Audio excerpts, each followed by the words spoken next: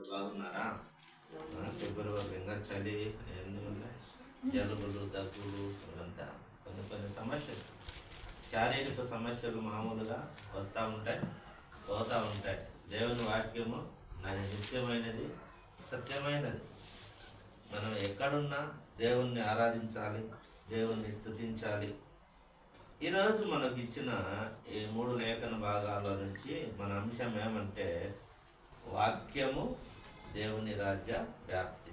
వాక్యం అనేది విత్తనంతో పోల్చబడింది, రాజ్య వ్యాప్తి చెందడం. దేవుని వాక్యము ప్రకటించడం ద్వారా ఏమవుతుంది? వ్యాప్తి చెందుతుంది. కాబట్టి ఈరోజు మరి సెక్సాగేసము అంటే ఈ మాటకు అర్థం ఏమంటే 60వ దినము అని.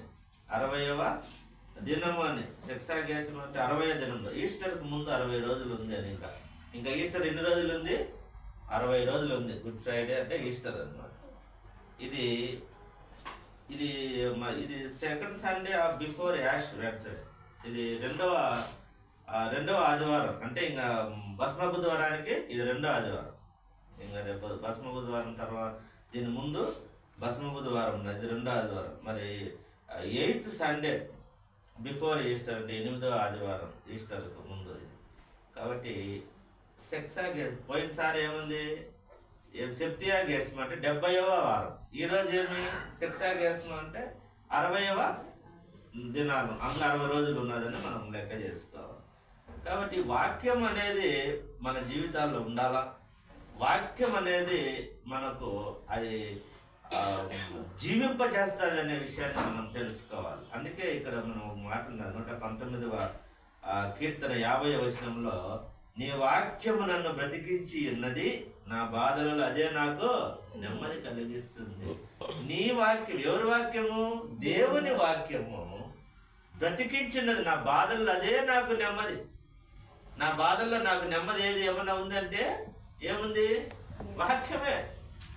బ్రతికించేది వాక్యమే బ్రతికిస్తుంది అనేది మనం మర్చిపోకూడదు. అలాగే ఈ వాక్యం ఎటువంటిదంటే 105వ వచనంలోనే 119వ కీర్తన 105వ వచనంలో, నీ వాక్యము నా పాదములకు దీపము, నా త్రోవకు వెలుగై ఉన్నది.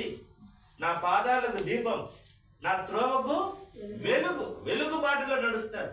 ఎవరైతే దేవుని వాక్యాన్ని వింటారో, ఎవరైతే దేవుని వాక్యం పైన ఆసక్తి కలిగి ఉంటారో, ఎవరైతే దేవుని వాక్యాన్ని అనుసరిస్తారో, ఎవరైతే వాక్యాన్ని ప్రేమిస్తారో, వాళ్ళకు ఆ వాక్యము ఏమవుతుందంటే పాదములకు దీపము, నా త్రోవకు వెలుగు. నీ పాదముల దగ్గర వెలుగు ఉంటుంది. ఎలాగ వెలుగు అంటే నీవు దేనిపైన అడుగు వేస్తున్నావో అది నీకు కనపడుతుంది. మనం నడిచేటప్పుడు చీకట్లో టార్చ్ లైట్ ఎత్తకపోతాం, అది అంతటికి వెలుగు రాదు, మన దగ్గర వెలుగు ఉంటుంది. కానీ ఈ వాక్యము నీ త్రోవకు వెలుగు అంటే నువ్వు ఎంత దూరం వెళ్తున్నావు అంత దూరము నీకు లైటింగ్ ఉంటుంది. ఎందుకు వెలుగు ఉండాలంటే చీకట్లు నడిచేటప్పుడు మనము గుంతలో కాలు వేస్తాము, లేదంటే ఒక పామును తేలును తొక్కుతాము, లేదంటే మరి ఈ కంపలు ఉండొచ్చు, ఏదైనా ఉండొచ్చు. చీకట్లు మనకు తెలియదు కాబట్టి ఇక్కడ ఏం చెప్తున్నాడంటే నా త్రోవకు వెలుగు, నా పాదములకు దీపము వెలుగు. ఇంకా ఈ వాక్యం ఎటువంటిదంటే ఖడ్గము వంటిది. ఈ వాక్యం ఎటువంటిది? ఖడ్గం. హెబ్రీయులకు రాసిన పత్రిక అపోస్తలుడైన పౌలు 4వ అధ్యాయం 12వ వచనంలో చూస్తే ఆ మాట ఉన్నది, అట్టి జన్మ ఉన్నది. ఎందుకనగా దేవుని వాక్యం సజీవమై బలమగలదై రెండంచులు గల ఎటువంటి ఖడ్గము కంటే వాడిగా ఉండి ప్రాణాత్మ కీళ్లను మూలుగులను విభజించినంత మటుకు దూర్చు, హృదయం యొక్క తలంపులను ఆలోచన చోదించుచున్నది. ఈ వాక్యం ఎంత దూరం పోతుందంటే మూలుగలో కూడా ఎముక లోపల మూలుగు ఉంటుంది. మూలుగు ఎక్కడ ఉంటుంది? బయట ఉండదు, ఎముక ఉంటుంది. ఎముక గట్టిది, దాని లోపల మూలుగు ఉంటుంది. ఎముకలను శోధించుకుంటూ పోయి మూలుగలను కూడా వేరు చేసేంత శక్తి కలిగింది. ఏంది? వాక్యం. ఖడ్గము కంటే మామూలుగా మనము కత్తి తీసుకొని కొట్లాడే వాళ్ళు లేదంటే యుద్ధాలు చేసే ఖడ్గాలు ఎట్టుంటాయంటే మనిషి శరీర భాగాలను అవి కట్ చేయగలవేమో కానీ మూలుగులను సైతం విభజించేంత మట్టుకు దూరేది దేవుని వాక్యమే. కాబట్టి ఆ వాక్యాన్ని మనము ఆసక్తితో మరి ఉండాలి, వాక్యాన్ని కలిగి ఉండాలనే దేవుని వాక్యం సెలవిస్తూ ఉన్నది. అలాగే ఈ వాక్యము మనం ఎలా ఉండాలంటే మరి ఫిలిప్పీయులకు రాసిన పత్రిక 2వ అధ్యాయం 10వ వచనం చూస్తే, అట్టి జనము మధ్యను మీరు జీవవాక్యమును చేత పట్టుకొని, అంటే ముందు పక్కన వక్ర జనము మధ్య మీరు ఉన్నారంటారు. ఫిలిప్పీయులకు రాసిన పత్రిక అపోస్తలుడైన పౌలు 2:16లో ఆ పై వచనాల్లో ఏముంటుందంటే, మీరుండేది ఎక్కడున్నారంట? వక్ర జనం మధ్య ఉన్నాం. వక్ర జనం అంటే చెడ్డ మనుషుల మధ్యలో మనం జీవిస్తూ ఉన్నాం. బాగా గుర్తుపెట్టుకోండి. చెడ్డ మనసులు ఉండే లోకంలో మనం జీవిస్తున్నాము. వారి మధ్య మనం ఎలాగున్నామంటే జీవవాక్యాన్ని చేత పట్టుకొని, జీవవాక్యాన్ని చేత పట్టుకోవాలా? జీవవాక్యాన్ని చేత పట్టుకొని ఎలాగున్నామంట? జ్యోతులు వలె. ఈరోజు దేవుని ప్రియ సంగమం, మనం ఈరోజు వక్ర జన్మ మధ్య ఉన్నాం. ప్రతి ఒక్క దానికి మన పైన ఏదో ఒకటి ఇబ్బందులు కలిగించేవారే ఉంటారు, కానీ మేలు చేసేవాళ్ళు బహు తక్కువ మంది ఉంటారు. మనిషికి మేలు చేసేవాళ్ళు బహు తక్కువ మంది ఉంటారు, కానీ చెడగొట్టడానికి మరి హింస పెట్టడానికి ఎక్కువ మంది ఉంటారు. కాబట్టి వక్ర జనం మధ్య మనం ఉన్నాం. కాబట్టి జీవవాక్యాన్ని చేత పట్టుకొని ఉండాలనేది దేవుని వాక్యం సెలవిస్తున్నది. కాబట్టి ఉదయకాలంలో మనకిచ్చిన ఈ లేఖన భాగాలలో మొదటిది ఏమి? యెషయా గ్రంథము 55:10 నుంచి ఈ 17 వచనాల మధ్య ఏమిటంటే, ఈ వాక్యం అనేది ఎలాగుందంటే, వాక్యాన్ని దేనికి పోల్చబడిందంటే, అక్కడ మీరు యెషయా గ్రంథం తీసి పెట్టుకోవాలి. యెషయా గ్రంథం తీసి పెట్టుకుంటే అక్కడ తెలుస్తుంది మీకు ఏముంటుందంటే, వాక్యం దేనికి పోల్చిందంటే, దేనికి పోల్చిందాడా? 26వ వచనంలో దేనికి పోల్చింది? వర్షమును హిమమును అంటే వర్షానికి పోల్చింది. వర్షమును హిమమును ఆకాశము నుండి వచ్చి అక్కడికి ఎలాగు మరలుగా భూమిని తడిపి విత్తువానికి విత్తనమును, భుజించువానికి ఆహారమును కలుగుటకై అది చిగిర్చి వర్ధిల్లునట్లు చేయును. దేవుని వాక్యము, దేవుని నోటి నుండి వచ్చే ఆశీర్వాదము ఎలాగుంటుందంటే, వర్షం ఎలాగ పైనుంచి పడి మళ్ళా అంటే వెళ్ళక భూమిని తడిపి మరి పండించుకునే వానికి ఆహారం ఇస్తుంది. మళ్ళా రేపు సంవత్సరం విత్తడానికి విత్తనం కూడా ఇస్తుంది. అంటే కొన్ని విత్తనాలు కొన్ని తీసి పక్కన పెట్టుకుంటారు నెక్స్ట్ పంటకు వేయడానికి. మళ్ళీ అన్ని అంటే విత్తనాలు పెట్టుకుంటారా? భుజించడానికి ఆహారం. కొన్ని విత్తనానికి, కొన్ని భుజించడానికి. ఏ విధంగా అయితే ఆ విత్తనము పడి, ఆ వర్షము పడి, హిమం పడి భూమిని తడిపి పంటని ఎలాగ ఇస్తాదో, అలాగే నిష్ప్రయోజనముగా మళ్ళా వెళ్లకుండా ఎలాగిస్తాడు. దేవుని నోటి నుండి వచ్చినము అలాగుంటుంది, వాక్యం అలాగుంటుంది. మనలాంటి ఈ బీడు హృదయాలను, బండబారిన హృదయాలను తడిపి మెత్తన చేసి మొలకెత్తడానికి, జీవము మొలకెత్తడానికి మరి దేవుని వాక్యం మన హృదయంలోకి దిగి, వర్షం ఏ విధంగా అయితే భూమిని సేద్యపరచడానికి మెత్తన చేస్తుందో ఎండిన భూమిని, మన జీవితాల్లో కూడా ఈ వాక్యం అలాగ ఉంటుందని మనము జ్ఞాపకం చేసుకోవాలి. కాబట్టి ఇది ఆహారము ఇస్తుంది. మరి వాక్యము ఏంది? వాక్యమే ఆహారం, మన్నా. మనం డైలీ బ్రెడ్ అని పెడతాం. రోజు వాక్యం అంటే ఏమి? డైలీ బ్రెడ్ ఆహారం. అది మన్నా ఏ విధంగా కురిసిందో, వాక్యము కూడా వాక్యాన్ని ఆహారానికి పోల్చబడింది, వాక్యము నీటికి పోల్చబడింది. నేను జీవాహారము అంటాడు. ఎవరు? యేసుక్రీస్తు ప్రభువు వారు ఏమంటారు? నేనే జీవాహారం. జీవాహారం అంటే ఏంది? వాక్యం. వాక్యమే దేవుడే ఉన్నాడు. వాక్యం శరీరధారిగా కృపాసత్య సంపూర్ణుడుగా మన మధ్య నివసించినాడు. వాక్యమైన దేవుడు ఆయన ఏమంటాడు? నేనే జీవాహారము, నన్ను తినువాడు అంటాడు. అంటే నువ్వు ప్రతిరోజు ఏం చేయాలా? వాక్యాన్ని తినాలా, అంటే చదవాలి, వాక్యాన్ని పఠించాలా. అది ఆహారం నీకు, నీ ఆత్మకు ఆహారం. శరీరానికి ఆహారం ఏ విధంగా 3 పూట్ల తింటామో, ఆత్మకు కూడా ఆహారము 3 పూట్ల వాక్యము, ప్రార్థన నువ్వు పఠించే విధంగా నువ్వు ఉన్నప్పుడు నీ ఆత్మ కూడా అభివృద్ధి చెందుతుంది, బలపడుతుంది. లేదంటే శరీరం మాత్రమే పెరుగుతూ ఉంటుంది. అన్నదంటే ఆత్మీయ స్థితి నీకు దిగజారిపోతూ ఉంటుంది, సన్నగిల్లిపోతూ ఉంటుంది. మనం జ్ఞాపకం చేసుకోవాలా ఆహారాన్ని, మరి వాక్యాన్ని బాగా చదివి ఉండాలా. అందుకోసం ఆయన ఏమంటాడంటే, మత్తయి సువార్త 4వ అధ్యాయం 4వ వచనంలో ఏమన్నదంటే, అందుకు ఆయన మనుషుడు రొట్టె వలన మాత్రము కాదు కానీ దేవుని నోట నుండి వచ్చు ప్రతి మాట వలన జీవిస్తాడు. మనుషుడు ఎట్ట బతుకుతున్నాడు? మనం అనుకుంటాం వాడు మంచి తిన్నాడు కాబట్టి గట్టిగా ఉన్నాడు అనుకుంటాం. అది కాదు. దేవుని నుండి వచ్చే ఒక మాట వలన, ప్రతి మాట వలన దేవుని నుండి వచ్చే మాట వలన మనుషులు బ్రతుకుతున్నాడు. ఆయన మాట వలన మనం బ్రతుకుతా ఉన్నాము. ఆయన జాడలు సారము వెదజల్లునని మరి 65వ కీర్తనలో 11వ వచనం, ఆయన జాడలు, ఆయన నడిస్తే చాలు ఆ ప్రాంతం సారవంతంగా మారిపోతుంది. ఆయన జాడలు సారము వెదజల్లును. ఆయన నోటి మాట నీకు ఆహారం వంటిది. ఇది నా దేవుని ప్రియ సంఘం, మనం జ్ఞాపకం చేసుకోవాలా. ఈ వాక్యాన్ని ఈరోజు మనకు ఎంతమంది రాసినారు? ఈ వాక్యాన్ని ఎంతమంది రాసి? బైబిల్ మన చేతిలో ఉంది, బాగా చదువుకోవాలి. దరిదాపుల 40 మంది ప్రవక్తలు, గొర్రెల కాపరులు, రాజులు, యాజకులు, జాలర్లు ఎంతో మంది రాశారు. 40 మంది రాశారు.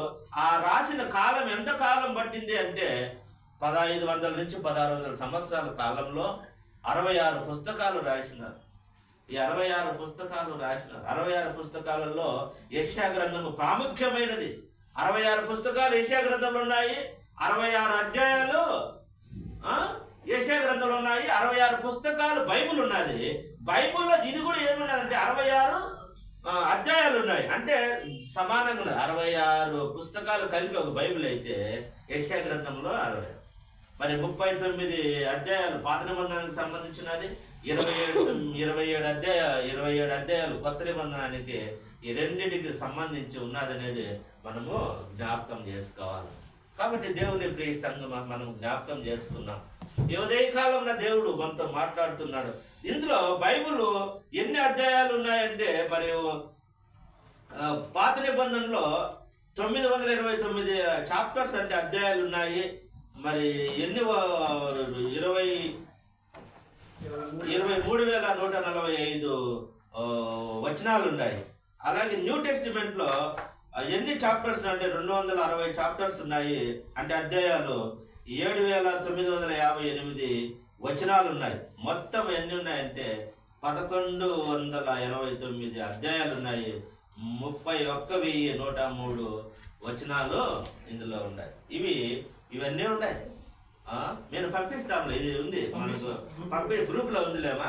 గ్రూప్ లో ఈరోజు మెసేజ్ అంతా మనము ప్రింట్ చేసి రిక్కి అన్నికి గ్రూప్ లో పెట్టినాడు. ఈరోజు మనం చెప్పబోయేదంతా ఏం చేసినాడు అంతా టైప్ చేసి మరి PDF లో పంపించినారు. అందరూ చూసుకోవచ్చు. ఇంటికి పోయిన తర్వాత కూడా ఈ దీని గురించి మీరు మళ్ళా ధ్యానించుకోవచ్చు, చదువుకొని ధ్యానించుకోవచ్చు, వీలుగా ఉంటుంది.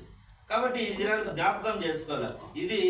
ఈ బైబిల్లో ఈ వాక్యము ఎలా ఉంది? దేవుని ప్రేమ అనే ఒక్క అంశంతో కొనసాగుతుంది. బైబిల్ అంతా కలిసి దేనికి వస్తుందంటే బైబిల్ ప్రేమ అనే ఒక్క అంశంలో కొనసాగుతా ఉంటుంది. ఆశ్చర్యమే ఇది. బైబిల్ గ్రంథంలో ఒక అద్భుతాల గని అని రాసినారంట. బైబిల్ గ్రంథంలో ఒక అద్భుతాల గని. రాసింది అనేకులు కావచ్చు, కానీ వ్రాయించింది మాత్రము పరిశుద్ధాత్మ దేవుడే. మనకు సువార్త పత్రిక పాఠంలో 2వ తిమోతి 3వ అధ్యాయం 17వ వచనం ఉన్నది. దైవావేశము వలన కలిగిన ప్రతి లేఖనమును ఖండించుటకు, తప్పుదిద్దుటకును దైవావేశం వలన కలిగింది. ఇది ఊరికే రాసిండేది మనుషులే, కానీ రాయించింది ఎవరు? పరిశుద్ధాత్మ దేవుడు ఒక్కడే రాయించింది. రాసిన వాళ్ళు అనేక మంది, 40 కానీ 44 కొంతమంది అంటూ ఉంటారు. ఏదేమైనా కూడా రాసిండేది అనేక మంది, రాయించింది ఒక్కడే, ఆయనే పరిశుద్ధాత్మ దేవుడు అని మనం జ్ఞాపకం చేసుకోవాలి. అలాగే మనం జ్ఞాపకం చేసుకుంటే ఇది దేవుని వాక్యం అనుకూలమైన దాన్ని నెరవేర్చును, భూమిని తడిపి ఆహారమును జీవాహారము ఇస్తుంది. వాక్యం వర్షంతో నీటితో పోల్చారు. అలాగే ఈ మొక్క మొలకెత్తి చిగించడానికి వీలుగా ఎండిన నేలను వర్షం నీరు తడిపి ఏ విధంగా మెత్తగా చేస్తుంది, అదే విధంగా పాపముతో గట్టిపడిన బీడు భూమి లాంటి ఈ జీవితాలను ఆయన ఏం చేస్తాడంటే తడిపి వారు చిగిర్చి వాక్యం లోపలికి చొచ్చుకొని పోతుంది. వారు చిగిర్చి ఎదగడానికి, వర్ధిల్లడానికి వాక్యం లోపలికి చొచ్చుకొని పోతుంది అనే విషయాన్ని మనం జ్ఞాపకం చేసుకోవాలా. అలాగే 2వ పాయింట్ కూడా ఏముందంటే వర్షం భూమిలో నుండి వచ్చిన విత్తనములను తడిపి మొలకెత్తింపజేస్తుంది. అదేవిధంగా దేవుని వాక్యం మనలో దాగి ఉన్న మంచిని చిగురిస్తుంది. వర్షం ఏం చేస్తుంది? భూమిలో విత్తనం ఉంటుంది, దానిని కుళ్ళిపేడి చేసి దాన్ని అంటే వర్షం పడితే నాని దానిలోంచి జీవం ఏ విధంగా వస్తుందో ఆ విధంగానే మనలో ఉన్న మంచిని జీవింపజేస్తుందని దేవుని వాక్యం సెలవిస్తా ఉన్నది. కాబట్టి దేవుని ప్రియ సంగమా, మనం జ్ఞాపకం చేసుకున్నాం ఈ ఉదయకాలంలో దేవుడు మనల్ని జీవింపజేస్తాడని జ్ఞాపకం చేసుకున్నాం. దేవుణ్ణి జీవింపజేస్తాడు, జీవితాలను వెలిగింపజేస్తాడు అనేది కూడా ఉన్నది. మూడో వచనము ఎలాగుందంటే మూడో పాయింట్ చూస్తే, వచ్చే సంవత్సరం విత్తేదానికి మరియు ఆహారం కొరకు కావాల్సిన గింజలు ఇచ్చినట్లు వర్షం ఏ విధంగా పైరుకు సహాయపడుతుంది, అలాగే మనం వాక్యం ఎదిగి ఫలించినట్లుగా చేస్తుంది. వాక్యాన్ని మనం ఎలాగైతే ఫలించేటట్లు చేస్తుందో ఆ విధంగా చేస్తుందని దేవుని వాక్యం సెలవిస్తా ఉన్నది. కాబట్టి ఈ ఉదయకాలంలో దేవుని ప్రియ సంగమా మనం జ్ఞాపకం చేసుకుని యెషయా గ్రంథంలో ఏం చెప్తున్నాడు అంటే, ఇక్కడ కొన్ని మాటలు పెట్టాడు. దురదగుండు చెట్లు అనే మాట ఉన్నారు. ఏం చెట్లు? దురదగుండు చెట్లు. ఆ 17వ వచనంలో మనం చూస్తే 55:13లో ముళ్ళ చెట్లకు బదులు దేవదారు వృక్షములు, దురదగుండ్ల చెట్లకు బదులు గోంజు వృక్షములు ఎదుగును, ఇది యెహోవాకు ఖ్యాతిగాను ఏమన్నది, ఆయన కొట్టివేయబడి నిత్యమైన జ్ఞాపక సూచనగా ఉన్నది. కొట్టివేయబడి సూచనలు అన్ని అనేక మనకు సూచనలు చూపిస్తూ ఉంటారు. మనకు ఇది ఇంద్రధనుస్సు చూస్తానే మనకు ఏం సూచన? ఇంద్రధనుస్సు మనకు సూచనగా పెట్టాడు దేవుడు. ఏం సూచన చెప్పండి? అప్పుడు జలములతో మా ప్రపంచాన్ని నాశనం చేసినాడు, మనుషులందరినీ చంపేసినాడు. దేంతో? నీటితో, వర్షముతో. ఇప్పుడు దానికి సూచన ఎందుకు పెట్టాడు మనకు? నేను ఇంకా మీదట నీళ్లతో చంపను. దీన్ని మీరు చూచినప్పుడు మీకు అది సూచన. అందుకోసం ఇంద్రధనుస్సు కనబడుతుంది. ఇంద్రధనుస్సు, ఆ ఇంద్రధనుస్సు చూస్తే మనం ఏమనుకోవాలి? దేవా ఇంకా నీటితో మమ్మల్ని చంపవు. అప్పుడు జలప్రలయంలో ఏమైపోయింది? 40 రోజులు కుండపోత వర్షం కురిపించి సముద్రం పర్వతాల సహితం మునిగిపోయి ఏ ఒక్క మానవుడు మిగలకుండా చనిపోయినారు. ఆడ మిగిలింది ఒకే ఒక కుటుంబము, అది నోవాహు కుటుంబం. ఆయన 3 కొడుకులు, 3 కోడళ్ళు, ఈయన భార్య, ఈయన మొత్తం ఎంతమంది? 4 మగవాళ్ళు, 4 అంతే, 8 మంది మాత్రమే బతికినారు. అందరూ చనిపోయినారు. చెప్పిన మాట వినాలా? కాబట్టి మనకు సూచనగా ఉన్నాడు. ఎందుకంటే దురదగుండ్ల చెట్లు దేనికి సూచన? శ్రమలకు, బాధలకు. మనం ఏమంటాం? దురదగుండ చెట్లు అంటే మన పల్లెల్లో ఏమంటాం? వాటిని చిటకంత చెట్లు అంటాం. అవునా కదా? అవే కదా. అవి తగిలితే ఎట్లుంటాయి? నవ్వు వస్తాయి, గద్దులు వస్తాయి. దురదగుండ చెట్లకు బదులుగా గోధుమ చెట్లు, మంచి చెట్లు వస్తాయి. అంటే శ్రమలకు నీకు, దుఃఖముకు సంతోషంగా ఇస్తాడు అంటున్నాడు. ఇంకా ఏమన్నాడంటే, ముళ్ళ చెట్లకు బదులు గోధుమ వృక్షములు. అంటే ఇవన్నీ దేనికి సూచన? దురదగుండ చెట్లు, ముళ్ళ చెట్లు దేనికి? శ్రమలకు, దుఃఖానికి కారణం. ఇవి గోధుమ చెట్లు, అలాగే దేవదారు చెట్లు ఖ్యాతికి, మంచికి, సంతోషానికి సూచనగా ఉన్నాయి. కాబట్టి దేవుని ప్రియ సంగమా జ్ఞాపకం చేసుకున్నాం. ఈ యెషయా గ్రంథంలో మనకిచ్చిన దాంట్లో మరి ఏమంటే, వాక్యము వర్షము, హిమము, మంచుతో పోల్చబడి ఉన్నది. వాక్యము నీటితో పోల్చబడి ఉన్నది. వాక్యము నీరు ఏ విధంగా విత్తనం ఫలిస్తుందో ఆ విధంగా వాక్యమని ఉదకష్టాలు మన శరీరాన్ని, మన హృదయాన్ని కడుక్కోవడానికి వాక్యము, మన మనస్సులను కడగడానికి వాక్యము పనికొస్తుంది. వాక్యాన్ని పోల్చినాడు. కాబట్టి ఈ వాక్యాన్ని, మన అంశం ఏమే? వాక్యము, దేవుని రాజ్య వ్యాప్తి, వాక్యాన్ని ప్రకటించాలి. కాబట్టి 2వ పాయింట్ తిమోతి రాసిన పత్రికలో మరి ఇక్కడ ఏమంటే, దీని అంశం ఏమంటే, దీని సైడ్ హెడ్డింగ్స్ ఏమంటే, దీనికి అపాయకరమైన బోధనను ఎదుర్కొనుటకు మరి వాక్యమును ప్రకటించుటకును, అపాయకరమైన వాటిని మనం జ్ఞాపకం చేసుకోవాలి. అపాయకరమైన బోధనను ఎదుర్కొనుటకు, వాక్యమును ప్రకటించుటకు. అపాయకరమైన బోధలు వచ్చినాయి. ఈరోజు తప్పుడు బోధలు వచ్చేసినాయి, అపాయకరమైన బోధలు వచ్చినాయి. తిమోతి రాసిన పత్రిక తీసి పెట్టుకోండి. ఎట్లాంటి ఆ అపాయకరమైన బోధలు అంటే, ఈరోజు మనుషులను చాలా చెడగొట్టేస్తున్నారు. ఇవి చూస్తే మనకు ఒకసారి బాధ అవుతారు. తప్పుడు బోధలు వచ్చేసినాయి. ఈరోజు యేసుక్రీస్తు దేవుడు కాదని చెప్పే స్థితికి వచ్చేసినారు. ఆయన ఒక ప్రవక్త అంటున్నాడు, ఆయన మనుషుడు అంటున్నాడు, ఆయన దేవుడు కాదు అంటున్నాడు. ఇంకొకరి నుంచి చిన్న దేవుడు అంటున్నాడు, ఇంకొకరికి వచ్చే పెద్ద దేవుడు అంటు. ఇవన్నీ చాలా బోధలు వచ్చినాయి. అసలు యేసుక్రీస్తు దేవుడు కాదు అంటున్నాడు. ఆయన లోకరక్షకుడు. ఈరోజు అనేక మంది మరి సమస్యల గుండా వెళ్తూ అనేక మంది హృదయాలలో అనుమానాలు నింపుతున్నారు. యేసుక్రీస్తు దేవుడు కాదు, ఆయన లోకరక్షకుడు. మళ్ళీ బైబిల్ అంతా విశ్వసిస్తారు కానీ యేసుక్రీస్తుని విశ్వసించరు. ఆయన ఆడాది దేవుడని చెప్పుకున్నాడనే స్థితి లేకొచ్చింది. మరి మనం నమ్మేది ఏవైతే ప్రవక్తలు రాశారో ఆ వాక్యాలు నమ్ముతున్నాం కదా. బైబిల్ నమ్మినప్పుడు వాళ్ళు రాసింది నమ్మినప్పుడు ఈ ఒక్క మాట ఎందుకు నమ్మలేకపోతున్నాం? ఆయన ఎక్కడా చెప్పుకోలేదు నేను దేవుడు అంటే. ఎందుకు చెప్పుకోవాలి? ఆయన పాత నిబంధనలో మహాదేవుడు అని ఉన్నది, కొత్త నిబంధనలో మహాదేవుడు ఉన్నది. ఆయన నిజమైన దేవుడు అని మొదటి యోహాను పత్రిక 5వ అధ్యాయం చివరిలో ఆ మాట మహాదేవుడు అని ఉన్నది, నిజమైన దేవుడు అని ఉన్నది. నన్ను చూసే తండ్రిని చూసినట్లే అని ఉన్నాడు. ఇంకా ఏం చెప్పాలి? ఆయన లోక మానవాళి కోసం నేను ప్రాణం పెట్టే అన్నాడు. ఇంకొక మాట ఏమన్నాడు? నాకు భూమి మీదను పరలోకమందును సర్వాధికారం ఇవ్వబడి ఉన్నది. ఇంకేం కావాలి దేవునికి?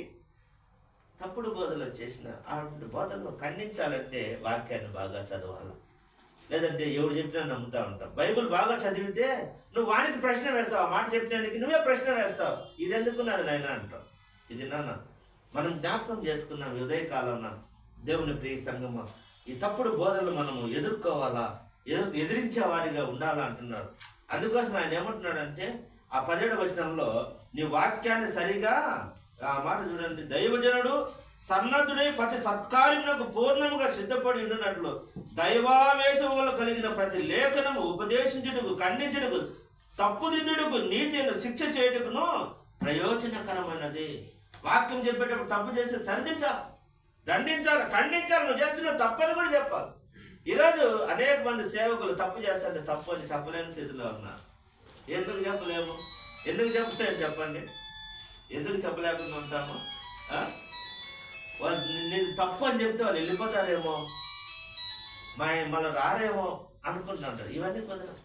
తప్పు అంటే తప్ప, మంచి అంటే మంచి, తప్పు అంటే తప్పు చెప్పాలి. నువ్వు సరిదిద్దకపోతే ఎవరు సరిదిద్దుతారు? ఇంట్లో తండ్రి బిడ్డలు సరిదిద్దకపోతే ఎవరు సరిదిద్దుతారు? అలాగే సంఘంలో కూడా మరి సేవకుడిగా ఉన్న వ్యక్తి నువ్వు తప్పన్నప్పుడు తప్పని చెప్పాల్సిందే. వాళ్ళు వస్తారా రాలేదు అది అవుట్ ఆఫ్ విషయం. నువ్వు తప్పు అని చెప్పినప్పుడు నచ్చుకున్నప్పుడు కొంతమంది రాకపోయిన ప్రాబ్లము లే. ఎందుకంటే దేవుని వాక్యం ఉన్నట్లుగా చెప్పేవారిగా ఉన్నారు, చెప్పాలని. కాబట్టి ఈ దినాన మనం అలాగ ఉండాలా. అలాగే చూడండి, అపాయకరమైన జనంలో ఈ పరిచర్య సమర్థవంతంగా ఉండేలా తిమోతికి పౌలు 3 సూచనలు ఇస్తా ఉన్నాడు. మూడు విషయాలు ఇచ్చినాడు, 3 సూచనలు.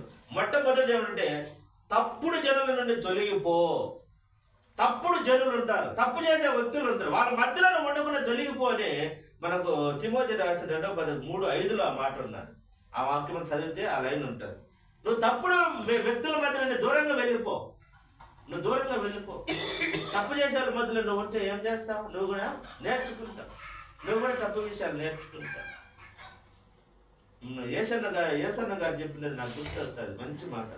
ఒక సేవకుడు పోయినట్ట, యవనస్తుడు పోయినట్ట. ఏసన్న గారు చెప్పింది విన్నా నేను. ఒక యవనస్తుడు పోయి నేను సేవ చేయాలా అని ఏసన్న గారు అంటే, నీకు ఇంకా యవనస్తుడివి 25 ఏళ్ళు 30 ఏళ్ళు లోపల ఉన్నది, మంచి యవనంలో ఉన్నావు, మంచిదేలే సేవ చేద్దురా నా దగ్గర చేయంటే, లేదు నేను వ్యభిచారుల మధ్య సేవ చేయాలని నాకు దేవుని పిలుపు కదా. వద్దు నువ్వు యువకుని వ్యభిచారుల మధ్య లేకపోయి సేవ చేయొద్దంటే నాకు పిలుపు పట్టుంది అన్నాడంట. ఏసన్న గారు చెప్పాడు, వద్దు నాయన నువ్వు నా దగ్గర కానీ ఇంకో దగ్గర కూడా చెయ్యి, లేదంటే నువ్వు వివాహం చేసుకుని చేయండి. లేదని పోయి ఒక కొద్ది రోజులు వెళ్ళిపోయినాడు. ఎక్కడ పోయినాడు? సార్ నాకు దేవుడు చెప్పినాడు వ్యభిచారుల మధ్య చేయాలని. పోయినాడంట. 6 నెలల తర్వాత ఇది కనపడలేదంట. వాళ్ళలో కలిసి ఎవరినో తీసుకొని పెళ్లి చేసుకొని అంటే ఏంది? అప్పుడు దేవుని పరిచయం ఏమైపోయింది? కుంటుపడిపోయింది. చెప్పిన మాట వినలా. ఇక్కడేమంటాడు తిమోతి, నువ్వు చెడ్డవారి మధ్య ఉండి వాళ్ళతో దూరంగా వెళ్ళిపో. నువ్వు వాళ్ళలో వద్దు, వాళ్ళలో వాళ్ళతో పాటు నువ్వు నేర్చుకుంటావు. ఆ మాట అంటున్నాడు.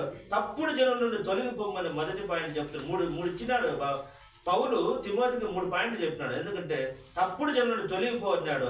రెండోది సత్యమైన వారిని వెంబడించు, మంచోళ్ళని వెంబడించు, మంచి ఆలోచన కలిగిన వారిని వెంబడించు, మంచోళ్ళను చూపిన ఆ త్రోవలను నడుచు. ఆ మాట కూడా దాంట్లో కూడా 3:10 నుంచి ఉన్నది. 2 తిమోతి 3:10లోనే మనకు ఉన్నది, మనం చదవన్నది. అయితే నీవు నా బోధను, నా ప్రవర్తన, నా ఉద్దేశము, నా విశ్వాసమును, నా దీర్ఘశాంతం, నా ప్రేమను, నా ఓర్పును నువ్వు చూడు. నీ సేవకులు ఎలాంటి నీ గురువులుగా ఉన్నారు, నువ్వు మంచివారిని వాళ్ళను కనిపెట్టు చూడు, వాళ్ళ ఫలాలను కనిపెట్టు, వాళ్ళు ఎలా ప్రవర్తించినారు చూడు. మంచి విషయాల్లో ఆసక్తి కలుగుంటే వారిని నువ్వు వెంబడించు. వారి ఆలోచనలు తీసుకొని తిమోతికి చెప్తా ఉన్నాడు, యవనస్తుడైన తిమోతికి. మనం మంచి వాళ్ళతో సహవాసము చేయాలి. చెడ్డ వాళ్ళతో సహవాసం చేస్తే చెడ్డ విషయాలు భిన్న నేర్చుకుంటాం. చెడ్డ విషయాలతో భిన్న నేర్చుకుంటాం. మంచి వాళ్ళతో మంచి భిన్న నేర్చుకోవాలి. చెడ్డ విషయాలు అయితే తొందరగా 6 నెలలు కాదు కదా, 5 రోజుల్లో నేర్చుకుంటాం. మంచి విషయాలు అంత భిన్న రావు. కాబట్టి నువ్వు వారితో సహవాసం చేయని చెప్తా ఉన్నాడు. ఇంకొకటి ఏమన్నదంటే దేవుని రాజ్యంలో కొనసాగు. దేవుని రాజ్యంలో కొనసాగు. తప్పుదిద్దుటకు, ఖండించుటకు, దేవుని రాజ్యం పట్ల ఆసక్తి కలిగి, సువార్త పట్ల భారం కలిగి నువ్వు ప్రకటించు అని మరి తిమోతి చెప్తా ఉన్నాడు. ఇంకా ఏమన్నాడంటే ఈ కఠిన దినాల్లో మనం సరైన ఆత్మీయ నాయకులను వెంబడించడం ముఖ్యం. వారి గుణ లక్షణాలను మరి ఎరుగుదు. తిమోతి ప్రభువు వల్లే పౌలు దగ్గర దాచడానికి ఏమీ లేదు. ప్రభు ఏ విధంగా అంటే దాచడానికి ఏమీ లేకుండా బహిర్గతంగా మాట్లాడుతూ బహిర్గతంగా చెప్తా ఏ విధంగా వచ్చాడో ఆ విధంగా కూడా యేసుక్రీస్తు ప్రభులు వారు ఏ విధంగా ఆయన కూడా ఒక మాట అంటాడు, నేను నా దగ్గర దాచుకోవడానికి ఏమి లేదని యోహాను సువార్త 18 అధ్యాయం 20 వచనం చూడండి. ఏమంటున్నాడు, నేను ఏమి ఆడ ఉంది. యేసు నేను బాహాటముగా లోకంకు ఎదుట మాట్లాడితిని, యూదులందరూ కూడి వచ్చి సమాజ మందిరంలో దేవాలయంలో ఎల్లప్పుడూ బోధించి తిని, రహస్యముగా నేనేమీ మాట్లాడలేదు. రహస్యముగా ఏం మాట్లాడలే దేవుడు రహస్యముగా ఏం మాట్లాడాల. మనం మాట్లాడడానికి వీలు లేనే లేదు. ఆ మాటే అంటున్నాడు ఆయన. ఒక మాట ఉన్నది చూడండి, ఎందుకు రహస్యంగా ఏం మాట్లాడుతుంటా. ఇక్కడ ఒక వాక్యం రాసి ఉన్నది, ఎంత భక్తి చూడండి.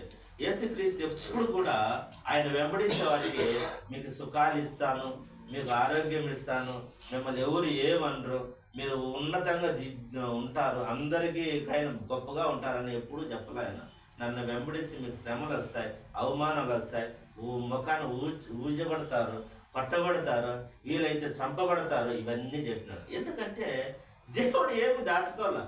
ఈరోజు అనేక మంది సేవకులు ఏమిటంటే వచ్చిన కొత్త వాళ్ళు ఎవరినైనా సంఘానికి నడిపించాలంటే రామా నీకు ఆరోగ్యం ఇస్తాడు, రామా నీకు జీతం ఉద్యోగం ఇస్తాడు, రామా నీకు దేవుడు గొప్ప చేస్తాడు, అన్ని ఇవే చెప్పి పిలుచుకొస్తాడు. వాళ్ళకి ఏదైనా నొప్పి తగిలితే పోత ఇంకా 10 మందిని తీసుకుని వెనక్కి వెళ్ళిపోతా ఉన్నారు. అడిగిపోతే ఏం మంచి జరగలేదని. ఏం మంచి జరగాలి నీకు, ఏం ఇబ్బంది జరగాలి. దేవుడే చెప్తున్నాడు. ఈ మాట బాగా చదవండి. మనకిచ్చిన పాఠంలో 2వ తిమోతి పత్రికలో మనకిచ్చిన పత్రిక పాఠంలో 12వ వచనం చూడండి. 12వ వచనం అందరూ చూడాలి, ఈ మాట చూడాలి. 12వ వచనం చదవాలి అందరూ. 2వ తిమోతి 3:12. క్రీస్తు యేసునందు సద్భక్తితో బ్రతుకును ఉద్దేశించి వారందరూ హింస పొందుదురు. ఎవరైతే క్రీస్తునందు మంచి భక్తి కలిగి మంచి భక్తిగా బతకాలనుకుంటే వాళ్ళందరూ హింస పొందుతారంట. దేవుడు ఒక మాట చెప్పినాడు, ఆశీర్వాదాలు శ్రమలు రూపాయి బిళ్ళకు బొమ్మ గొలుసు ఏ విధంగా వస్తాయో అట్లా వస్తాయి.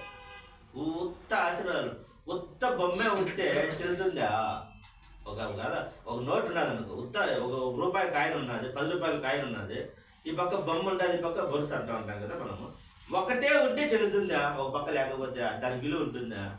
లేదు. ఇక్కడ కూడా దేవుడు చెప్పాడు, కష్టాలు శ్రమలు అవమానాలు ఒక పక్క, ఆశీర్వాదాలు ఒక పక్క, ఈ 2 కలిసి వచ్చాయి. దీన్ని దాన్ని విడదీయలేము. నాకు ఇదొద్దు ఇదే కావాలంటే కుదరదు. నీకు ఆశీర్వాదం కావాలా, పరలోకం కావాలి అంటే ఈ లోకంలో హింసలు కూడా నీకు వస్తాయి, ప్యాకేజ్ కింద వస్తాయి. ఏం ప్యాకేజ్ అట్టిస్తారు? మా ప్యాకేజీలో పెన్ను కొంటే పెన్సిల్ లేదంటే సోపులు కొంటే దానికి ఏదో ఒకటి ఇస్తారు కదా, గిఫ్ట్ ఇస్తారు కదా, పెన్ను స్పూన్ అటన్నీ కలిసి ఇస్తాయి నీకు. నువ్వు భయపడాల్సిన పనిలా, నువ్వు సిద్ధపడి ఉండాలా. అందుకోసమనే ప్రతి దైవజనుడు సన్నద్ధుడై ఉండాలి, మంచి చేయడానికి, ప్రకటించడానికి, దిద్దడానికి, మరి సరిదిద్దడానికి, చెప్పడానికి. ఈరోజు శ్రమలు, యేసుక్రీస్తును శ్రమ పెట్టినప్పుడు ఆయన బిడ్డలు శ్రమ పెట్టను, యేసుక్రీస్తును దూషించినప్పుడు ఆయన బిడ్డలను దూషించను, యేసుక్రీస్తును హింసించినప్పుడు ఆయన నమ్మిన బిడ్డలను ఎందుకు హింసించరు? ఈరోజు లోకంలో జరుగుతుంటుంది అదే కదా, హింసలే కదా. ఎందుకు మనం వాటిని గురించి ఆలోచన చేయాలంటే, ఎందుకు వీటినంటే మనం తట్టుకోవాల హింసలంటే, ఈ హింసలు తాత్కాలికము, పరలోక రాజ్యం శాశ్వతము. మనం ఎంత బ్రతికినా 70-80 సంవత్సరాలు బతుకుతామో, ఆ తర్వాత యుగ యుగాలు దేవునితో ఉండే భాగ్యాన్ని మనం పోగొట్టుకున్న ఈ హింసలకు భయపడి దేవునికి దూరంగా బతికితే ఆ యుగ యుగాలు జీవితాన్ని పోగొట్టుకుంటాం. ఈ 70-80 సంవత్సరాలలో మనం ఓర్చుకుంటే ఆ పరలోక రాజ్యాన్ని దక్కించుకుంటాం. ఈడ ఓర్చుకోకపోతే ఇక్కడ పడిన శ్రమలు తాత్కాలికం, అక్కడ పడేది నరకంలో కాలుతూ ఉంటాం. అగ్గి ఆరదు, పురుగు సాగదు. కొద్ది రోజుల అట్టాలే, యుగ యుగాలు, లైఫ్ టైం. ఇది లైఫ్ టైమే, అది లైఫ్. కాబట్టి జాగ్రత్తగా ఉండాలి. దానిని మనం జ్ఞాపకం చేసుకోవాలని తిమోతి చెప్తున్నాడు. వారి జీవితాలు అందరూ చూసేలా ఉండాలి. బోధ, విశ్వాసం, ప్రవర్తన నీవు ఎరుగు తిమోతి ప్రభు అని చెప్తున్నాడు. ఇంకొక విషయం ఏమున్నదంటే, నిజమైన బోధ చేస్తారు. దేవుని వాక్యం సత్యం, జనులకు అనుకూల బోధ చేయరు. మరి దురద చెవులు గలవారు అనుకూల బోధలు విసర్జిస్తారు, దూరంగా వెళ్ళిపోతారు. కొంతమంది వాళ్ళకి అనుకూలమైన బోధ చేస్తేనే వాళ్ళ సంఘానికి వెళ్తారు. వాళ్ళకి అనుకూలం కాకుండా చెప్పినారు అనుకో, మరి ఆ సంఘానికి ఉన్నతున్నట్టు చెప్తారు సంఘానికి. వాళ్ళకి అనుకూలమైంది ఏంది, నువ్వు ఏం చేసొచ్చినా దేవుడిని దీవిస్తాడనే వాళ్ళ సంఘానికి పోతారు. నువ్వు చేస్తా అనేది నీకు శ్రమలు కూడా వస్తాయి. నువ్వు సరిదిద్దుకోవాలి, నీ జీవితాన్ని మార్చుకోవాలంటే ఆ పాస్టర్ దగ్గరికి ఇంకా వెళ్ళాలి. కాబట్టి అనుకూలమైన బోధలు, ఈ టీవీ మెసేజ్లు ఎక్కువ చూసుకుంటూ ఉంటారు. టీవీలో నీకెవరో అది తెలియదు, వాళ్ళెవరో నీకు తెలియదు, చూసుకుంటూ ఉంటారు. ఏం జరుగుతాయో చెప్పండి. ఆర్టిఫిషియలే కదా. దేవుడు సేవకుడు నీ కోసం మరి కన్నీరు కార్చి ప్రార్థన చేస్తూ ఉంటాడు. వాళ్ళు నీకెవరో తెలియదు, టీవీలో చూసుకుంటామంటే ఎవరో తెలియదు కదా.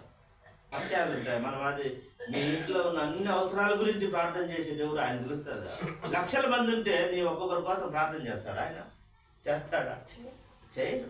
కాబట్టి ఇంకొక విషయం ఏం చెప్తుంటే, దేవునికి మహిమ చెల్లిస్తారు. దేవుని చిత్తం జరిగించే ఆయన పనిని ముగించాలి. ఆయన దేవుని చిత్తాన్ని జరిగించు, ఆయన పనిని ముగించు అని దేవుని కృపావరముల గురించి సాక్ష్యం ఇస్తూ, నేను నా పరుగును నేను యేసు పొందిన పరిచర్యను తుదముట్టిపోలని నా ప్రాణం నాకెంత ప్రియమైనదిగా ఎంచుకొని లేదు, దేవునికి మహిమ చెల్లిస్తారని అపోస్తలుడైన పౌలు నా పరుగును నేను అడముట్టించాను. నేను నా శ్రమలను నేను ఎంచుకోవాలంటున్నా, నేను వాటిని లెక్క చేయలేదు అంటున్నా.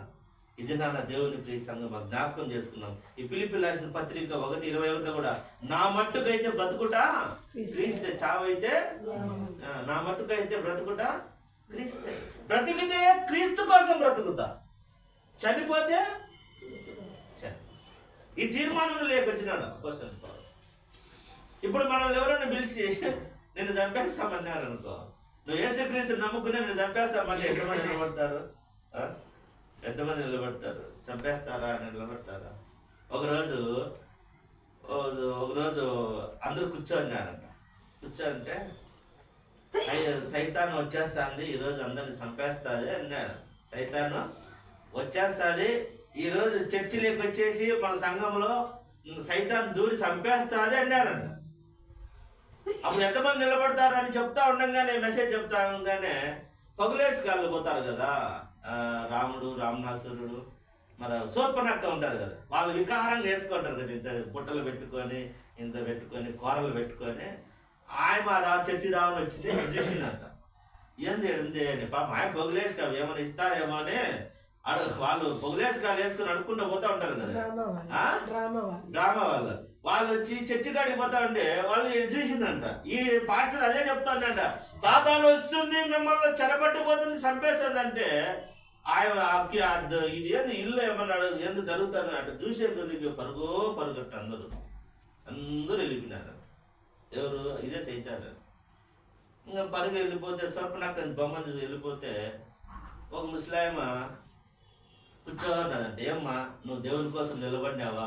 వెరీ గుడ్, నువ్వు మంచిదానివి అంటే, నేను వెళ్ళిపోతే నా చాప ఉంది నాయన అందుకోసం పోలేకున్నాను. ఆయన కూడా పరిగెత్తేదే, నా చాప నీ కాళ్ళ కింద ఉన్నది, నా చాపే, నా చాప అదే, నువ్వు లేదు కదా, అది ఎత్తుకొని ఉరుకుదామని ఉన్నా అంటే అంటే ఎవరు లేరన్నమాట. అంటే నిలబడాలి దేవుని కోసం. బ్రతుకుట క్రీస్తే, చావైతే లాభం. ఈరోజు దేవుని కోసం నువ్వు తెగింపు కలిగి ఉంటేనే పరలోక రాజ్యానికి హక్కుదారుడు అవుతావు.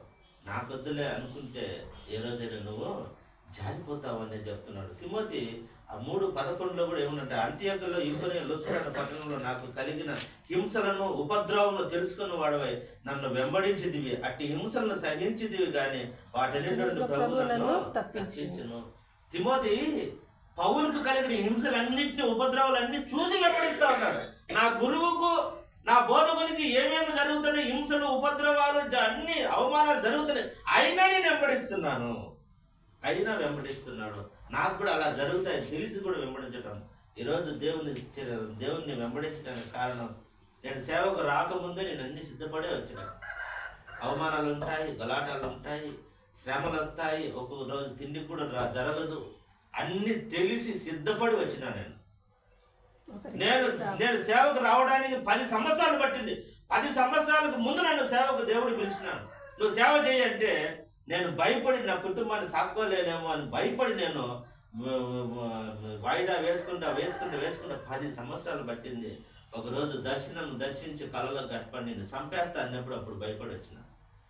నాకు దర్శనంలో కళ వచ్చినప్పుడు నేను చంపేస్తా, నువ్వు సేవకు బాగుపోతే అన్నప్పుడు, ఇంక చచ్చిపోతే ఏం ఉపయోగం నాయన, బతికుంటే సేవనే చేస్తా అంటే బలవంతంగా నన్ను సేవకు వచ్చిన. కానీ దేవుడు నాకు ఏ రోజు తక్కువ చేయాల. ఆ రోజు నేను ఉద్యోగం చేసేటప్పుడు ఏ విధంగా బ్రతుకుతున్నానో దానికంటే ఇంకా బాగా బ్రతుకుతా. డబ్బులు ఎక్కడి నుంచి వస్తాయో తెలియదు, ఎట్టొస్తాదో తెలియదు.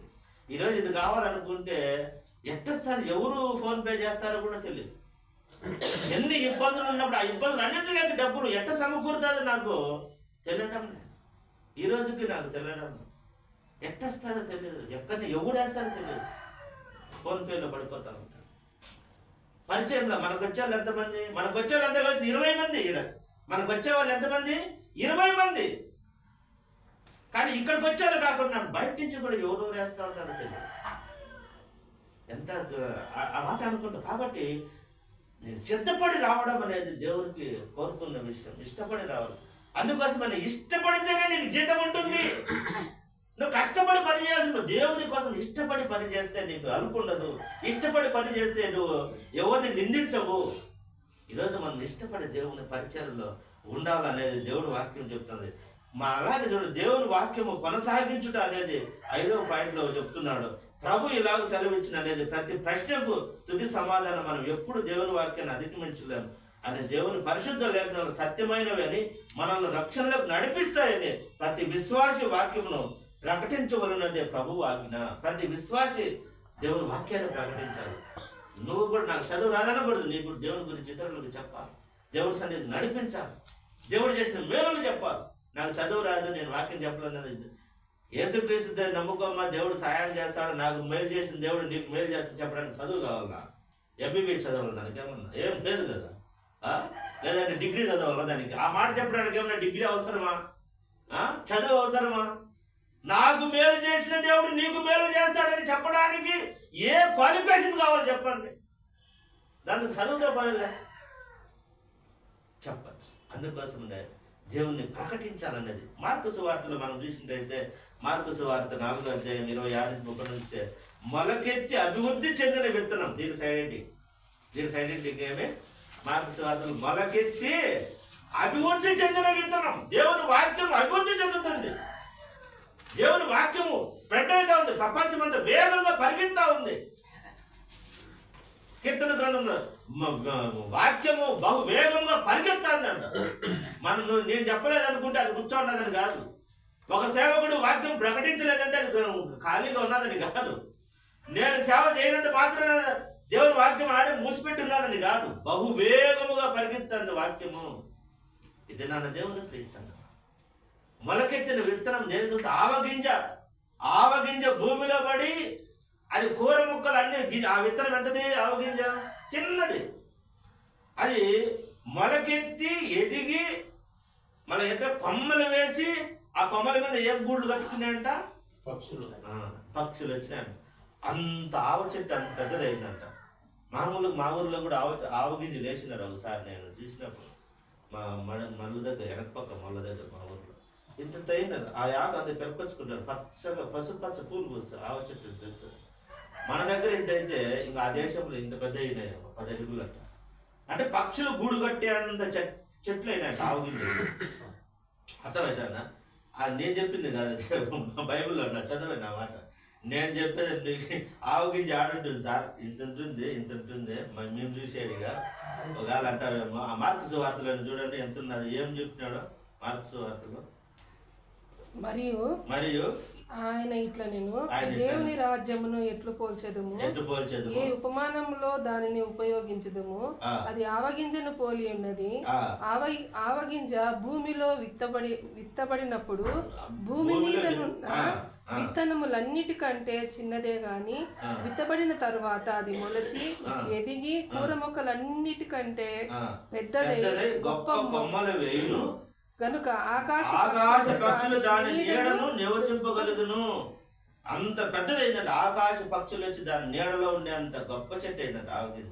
దేవుని వాక్యం కూడా అట్టే ఉంటుంది. నువ్వు ఇచ్చే ఒక్క మాట యేసుక్రీస్తు నమ్ముకో అంటే అది పెద్దదైతుంది, అనేక మంది వస్తుంది. దేవుని రాజ్యం అలాగుంది, దేవుని వాక్యం అలాగూ ప్రకటించబడుతుంది. మొలకెత్తిన విత్తనంతో పోల్చున్నది. నీళ్ళపైన నీ ఆహారం వేడి చాలా దినముల తర్వాత అది నీకు మళ్ళా కనబడును. ఆహారము విత్తనముతో పోల్చాడు. ఉపమానం, ఇంకా విత్తువారి ఉపమానం కూడా ఉన్నది. ఒకడు రైతు విత్తనాలు చెడుతో పోయేసి కొన్ని దారి పక్కన పడినాయి, వాక్యానికి విత్తనంతో పోల్చింది. ఇక్కడ వాక్యం కూడా వాక్యం మొలకెత్తిన విత్తనం వలె ఇక్కడ కనబడుతూ ఉన్నది. ఇక్కడ మొలకొచ్చేసింది, చెట్లయితే విపరీతంగా పెరిగింది, పక్షులు వచ్చే అంత పెరిగింది. వాక్యం విత్తనంతో పోల్చబడింది. ఈ ప్యాసేజ్లో, ఈ సువార్త పాఠంలో వాక్యం దేంతో పోల్చింది?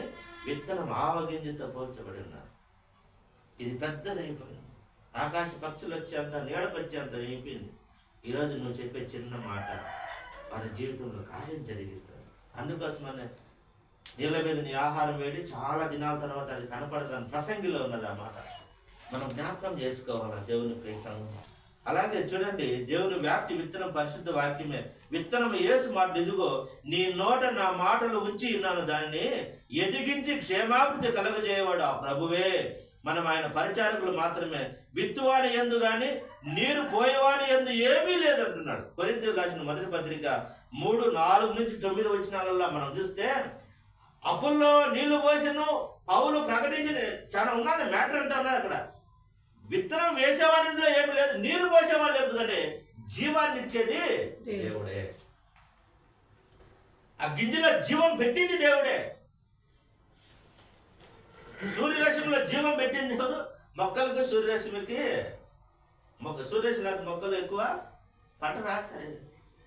జీవం పెట్టిన ఒకరోజు ఒక ఆయమ్మ విత్తనాలు, మనము నారు పోసేటప్పుడు విత్తనాలు ఏం చేస్తాము, ఒకరోజు ఎండేస్తాం. ఎండలో 40 డిగ్రీలు కాస్తుందా, ఎండ 40 డిగ్రీలు కాసినా కూడా దాంట్లో జీవం మట్టే ఉంటుంది. కానీ 30 డిగ్రీల నుండి మనం వేయించితే నిన్న తొందరగా ఎవరు ఆడ ఎండపోసేది, కాకులు తినేస్తాయి లేదంటే ఏమన్నా తింటాయిలేని 30 డిగ్రీలు పెట్టి పెళ్లి మీద వేయించితే బతుకుతాయి. మళ్ళీ అయ్యే గిజలో జీవం వస్తుందా? మరి ఎందుకు? దేవుడు సూర్యునిలో జీవం ఉంచాడు. ఆ జీవము, ఆ విత్తనంలో జీవాన్ని పెట్టాడు. మనం చేసి చెడిపోతారు. ఆయన కాలేటిగా బొబ్బలు వచ్చినా కూడా దాని మీద గింజలు వేసినా కూడా మళ్ళీ ఎండేసి మళ్ళీ కిందేసి మొలకెత్తాయి. కానీ అంతకంటే తక్కువ సిమ్ములో పెట్టి వేయించినా కూడా ఇవి చచ్చిపోతాయి గింజలు. ఎందుకు? దీంట్లో జీవం లేదు. దేవుని జీవం ఉంది, దేవుని మాటలో జీవం ఉంది. అలాగే ఆయన ఏం చెప్తున్నాడు, వృద్ధి కలగజేయవాడు. ఒకడు నీళ్లు పోసినాడు, ఒకడు చెట్టు నాటినాడు, విత్తనం నాటుగానే వృద్ధి పొందించేది మాత్రము దేవుడు. మనం ఈరోజు విత్తనం వేసేస్తాం, ఖాళీగా ఉంటాం, అవి బాగా పంట వచ్చేది, దాంట్లో వెన్నులో ముదురు గింజలు వచ్చాడుగా, కోత పెట్టి కోసి అంతకు వచ్చేది ఎవరు? పోయిన వారం అక్క చిక్కుడుగాయలు తెచ్చింది. అక్క గింజేసి నీళ్లు పోసింది అంతే. చెట్టు ఎగిచ్చి పాయలంతా కాసిచ్చేది చేసింది ఎవరు? దేవుడు చేసినావు. నువ్వు చేసినావా? కూర్చొని ఇప్పుడు పూత రావాలా, ఇప్పుడు గింజ రావాలా, ఈ చుట్టుకుంటూ వచ్చిన గింజలు లోపల పెట్టి లేదు కదా, దేవుడే. అందుకే కాబట్టి దేవుని ప్రియ సంగమా, మనం జ్ఞాపకం చేసుకున్నాం. ఈ కొరింథీయులకు రాసిన పత్రికలో అపోస్తలుడైన పౌలు గారు చెప్తాడు, 9:16 చదవండి. ఏమన్నాడు? నేను సువార్తను ప్రకటించుచున్నాను, నాకు అతిశయ కారణం లేదు. సువార్తను ప్రకటించవలసిన భారం నా మీద మోపబడినది. అయ్యో, నేను సువార్తను ప్రకటింపకపోయినలా సువార్త ప్రకటించిన నాకు అతిశయ కారణం ఏం లేదన్నాడు. నేను దేవుని గురించి చెప్తున్నాను, నాకు అతిశయం ఏమీ లేదు. ఇప్పుడు ఈరోజు దేవుని గురించి చెప్పే వాళ్ళకి అతిశయం ఎక్కువ ఉంటారు. నేను భలే చెప్తాను వాక్యం అనుకుంటాను, భలే నేను చెప్తే అనేక మంది వస్తారని, నేను ప్రకటిస్తే అట్టుంటుంది ఇట్టుంటుంది అనుకోని అతిశయం చాలా మందికి ఉంటుంది. అంటే అందరికీ ఉండదు అనుకో, కొంతమందికి ఉంటారు. కానీ పౌలు ఏమంటాడు, నేను సువార్త ప్రకటిస్తే నాకు అతిశయ కారణం ఏమీ లేదు, కానీ నాకు భారం ఉంది, దేవుని గురించి చెప్పాలనే భారం ఉంది అంటున్నాడు. ఒక భారం ఉంది. ఇది మనకు కూడా భారం ఉండాలి, దేవుని గురించి చెప్పాలని భారం ఉండాలి, ప్రకటించాలి. ప్రకటించకపోతే నాకు శ్రమ అంటున్నాడు, ప్రకటిస్తే శ్రమ అని మనం అంటున్నాం. ఇప్పుడు ఎక్కడైనా బయట మీద సువార్త చేయాలంటే భయం, వాళ్ళు తిడతారేమో కొడతారేమో, మా ఊరికి రానేలేము. కానీ అబ్బాయి పౌలు ఏమంటున్నాడు, ప్రకటించకపోతే నాకు శ్రమ, ప్రకటిస్తే ఇప్పుడు మనకు శ్రమ అయిపోయింది, భారం ఉంది నాకు అంటున్నాడు. కాబట్టి నేను ఇప్పుడే చేసిన ఎడల, 17వ వచనంలో అన్నది అమాద, నేను ఇష్టపడి చేసిన ఎడల నాకు జీతము దొరుకును, ఇష్టపడకపోయిన గృహ నిర్వాహకత్వం నాకు అప్పగించబడి ఉన్నది. మరి ఇష్టపడి దేవుని పని చేస్తాం. మరి మన జీవము, మన జీతము, మన జీవితము దేవుడే మనకిస్తాడు. మనం ఇష్టపడి చేస్తే జీతం, ఇప్పుడు జీతం వస్తుందా లేదా, నాకు జీతం వస్తుందా లేదా, జీతం ఎవరిస్తాను చెప్పండి, ఎక్కడ ఇస్తాను? నేను పని చేస్తాను, నాకు జీతం ఎవరిస్తాను? దేవుడే ఇస్తాడు, దేవుడే ఇస్తాడు జీతం. నేను ఇష్టపడి పని చేస్తే మన జీతము, మన జీవితము మన ప్రభు అయిన క్రీస్తు చేతిలోనే ఉన్నది. మన జీవము, మన జీవితం కూడా ఆయన చేతికి అప్పగిస్తాడు. మరి దేవుడు మనల్ని రక్షిస్తాడు. ఈరోజు మనం అంశము ఏమి? వాక్యము, దేవుని రాజ్య వ్యాప్తి. దేవుని రాజ్య వ్యాప్తి చేయాలంటే మనం ప్రకటించాలి. దేవుని వాక్యాన్ని మనం తెలిసిన వాళ్ళకు చెప్పాలి, దేవుని ఎందుకు నడిపించాలి. ఆ భారం మన పైన ఉన్నది. మరి అటువంటి కృప, అటువంటి భాగ్యం దేవుడు మనందరికీ దయచేయను గాక. ఆమేన్. మన గ్రూప్లో ఇది పెట్టినాం.